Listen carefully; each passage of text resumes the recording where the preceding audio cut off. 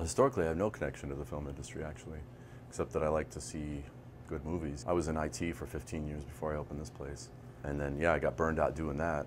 Basically, I didn't want to do that anymore, and saw what was going on in downtown Phoenix and wanted to help sort of, push it in that direction further, do whatever I could do to help foster the growth that was going on down here, the kind of growth that I wanted to see, which was more cultural growth.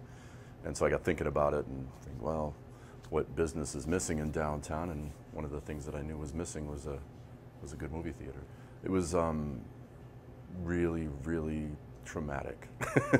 It was the hardest thing I've ever done in my life, and I've done quite a few difficult things because, well, for a lot of reasons, but ultimately it was, I didn't really completely understand that I was opening up two businesses at the same time in a way, because FilmBar is a bar that has a theater, not a theater that serves alcohol, and so it's one hand to have the bar running well.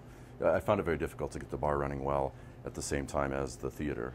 So when the film's doing well, yeah, sure, we've got a lot of people in there watching a movie, but nobody's in here just having drinks, or vice versa. If it was doing really well out here in the bar, sometimes we wouldn't have too many people in the theater. So trying to figure out how to get those two kind of uniquely different businesses to work together has always been difficult, but I think we're getting it there, because it's like you're putting together a puzzle, and to get the complete picture, you need all the correct parts. If it was just a bunch of restaurants down here, it would do okay, but if you can put together a full picture, like the Crescent opened, and then there's now a really nice mid-sized music venue down here, and you get more events-based stuff in conjunction with the bars and the restaurants that are down here, then you've got a full picture. With regard to the variety of different ways people can consume films, so to speak, nowadays, I was aware of that before I opened the place, or when I went to open the place, obviously, and that's what I think what I'm betting on is that people ultimately, yes, of course, I would encourage somebody, if you just want to catch a movie real fast,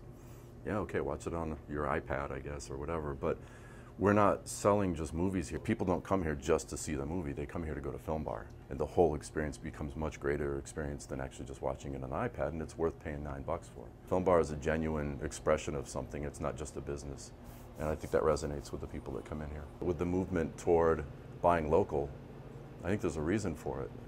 Partially it was economic, but I think some of it also has to do with that people are tired of walking into a place that they could be anywhere, because there's an Applebee's here and there's one in Chicago, and who really cares? It's where you choose to spend your money can greatly accentuate your quality of life, where you choose to spend your time and your money, and by doing so, by coming in here and spending a little bit of money and taking in what we have to offer here, my hope is that it makes you think of possibilities of other things, and again, consciously spending your money to make the world around you better, because in that sense, the consumer does manifest to some degree what they want to see in the world.